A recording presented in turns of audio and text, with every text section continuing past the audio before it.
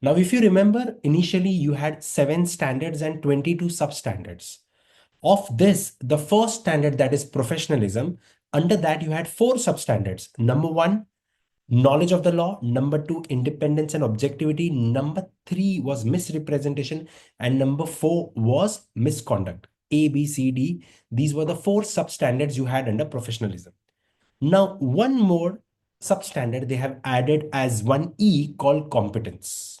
So we are going to discuss about this additional substandard added under section 1 or under standard 1, that is professionalism. So what exactly is competence?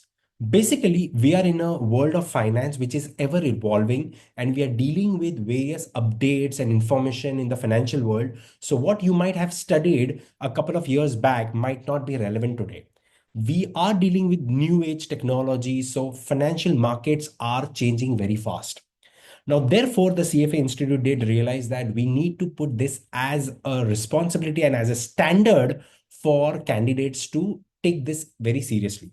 So, for example, when I did my CFA exams, level 1 exams, I gave way back in 2009. From there till now, I see a substantial change in the curriculum, and that is a reflection of how the financial markets have changed. So, with respect to that, what is standard 1E competence? Let us understand that. First of all, standard 1E requires members and candidates to act with and maintain competence. So competence is something which is required. Now, when I talk about competence, what exactly do I mean by that? Basically, it means that you are required to have appropriate knowledge, skill, and diligence. Especially these all skills, knowledge, basically all this information you need to possess and update and upgrade yourself and carry out this when you're doing your professional services. Why? Because in the field of professional investment management, etc., you're required to have a high standard of service. So you are required to be updated with all the relevant information for not only for your clients, but for your employers and everyone. Correct? Now, when I say you are required to have skill, knowledge, etc. Now, by the way, this standard has one very interesting thing is that it defines what is skill, what is knowledge, and what is ability. So first I'll discuss what is that. So first of all, what is a skill? Skill is your capability to perform a specific role or a function, correct? By using all the knowledge. So skill, if you focus on the keyword here, skill means the capabilities to perform a specific task, okay, and to achieve the professional goal. So again, skill means the capabilities that are required for you to perform a role. Knowledge is the source or the body of information. As the definition says, it's a body of information that of course you must have gained through your past experience or through your professional or academic knowledge. That body of information applied directly to the performance of a function and how effectively it is applied. Basically it means how you are going to use the knowledge that is essential for your performance or for your task or for your role. That is what the information that is essential, that is what we call here as knowledge. So skill, capabilities, knowledge, the information, okay. And third thing, which is ability. Now remember, having skill and knowledge is not sufficient for you to be successful in getting an outcome. That's not sufficient. You require ability. Ability means a combination of your capability and attitude in order to get the results. Attitude that supports behavior that result in observable outcome. So to get the desired outcome, how much additional approach you put in, that is the attitude, that is what you have along with the skill and knowledge. So ability is how you put everything into work, right? So skill, that is capabilities that you need. Knowledge is the information or the body of information, and ability is a combination of your capabilities and attitudes to get the outcome, right? So all this is clearly defined. Now, before I go ahead, let me show you a couple of questions which are related to this. So see, one of the question here is number one, according to standard 1E competence, a member or a candidate who fails to acquire the capabilities. Remember, capabilities is related to skill, knowledge, or ability. fails to acquire the capabilities to complete a role specific task has violated the standard. And when I talk about standard 1E, with respect to which one of the option? Ability, knowledge, or skill? Yes, yes. See, when it says fails to acquire the capabilities, it's talking about the skill. So when you fail to acquire the capabilities to perform a task, that means you lack the skill. Correct? So this is how the questions will appear, right? Now, coming back to the information, now every profession or every type of service requires different skills. So these skills might vary according to the nature of your professional duties. Now, therefore, every role has a different set of skills required. So we are not talking about a specific skill. We are talking about skill relevant to the profile. Correct? Now, many times, we change the roles. We go from one particular job profile to another job profile, or we go from a position where we are not managing a team to a leadership role. So whenever you are taking a new role, that new role can be into a different line of business altogether, or a different sector, or a different leadership role altogether. Whenever you are taking a new role, it is your responsibility to develop the knowledge and skill required for that role. Yes. Now, how do you get that skill can be, a debatable thing. You can get that skill from your employer, or you can self-develop it. But whenever you are taking a new role, you need to acquire the relevant skills for it. Okay. Although competence is necessary, yes, the particular standard says that competence is essential, correct? But can a competence always guarantee positive outcome? No, financial markets are not in your control, right? The outcome is dependent on various factors. So competence is necessary or essential, but negative outcome does not mean you didn't work hard, isn't it? Now, everyone who goes for the CFA exam does work hard. Now, someone who fails does not mean that he or she did not work hard. Same way here, competence is essential. You working hard is essential, but that negative outcome is, does it mean that it is incompetence? No, it doesn't mean the same, right?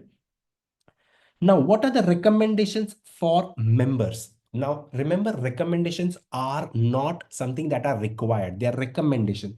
So they are not required. Number one recommendation is you need to participate in continuous education. When I say continuing education, means you can, and which is very essential, right? You need not stop taking knowledge. You should always keep on adding the knowledge. Now, how can you do that in the financial world? Recommended participants to in professional development, employer provided training. Many of these companies, I am sure many of you all are bored with so many trainings that some companies regularly keep doing it, but they are essential. So you participating in that is upgrading your knowledge. Attend relevant seminars or conferences, participate in professional organizations like CFA Institute societies, right? And engage in informal self-study. Every day you should read 30 minutes of whatever you read, right? This is what I used to also do during my CFA. I was not that skilled, but I think my passion towards the financial market, reading something about the financial market was very essential. So informal self-study, all of these are recommended, not required, okay? And one last thing, members are also recommended to acquire professional designations. So yes, you should keep on adding qualifications, of course, which are essential for your job profile, but you should keep on adding it because the syllabus is updated, the curriculums are updated. So it's better you keep on acquiring more and more professional designations. All of these are recommended points. Now, based on this, there is one more question which I would like to address. This is basically from the CFA Institute itself. So they've given a case study of Mahajan CFA, a successful research analyst for a large global investment firm, working as a part-time research working as a part of the research team covering renewable energy sector. So his expertise is into renewable energy sector, right? Now, to further his career, Mahajan applies for a new position and is hired by a boutique investment research firm. Okay, correct, in the same industry, but the focus is on the ESG factor and rating. So it's a shift over from the renewable sector to ESG, completely opposite, isn't it?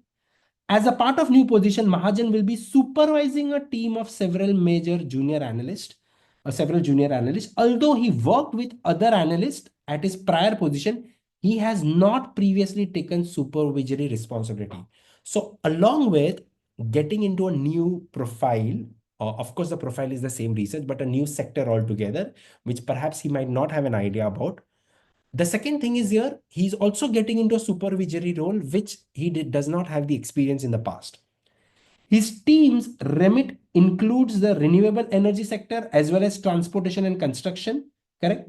To prepare for his new job, Mahajan enrolls in the CFA Institute certificate in ESG program. So this is how they promote ESG also into it, okay?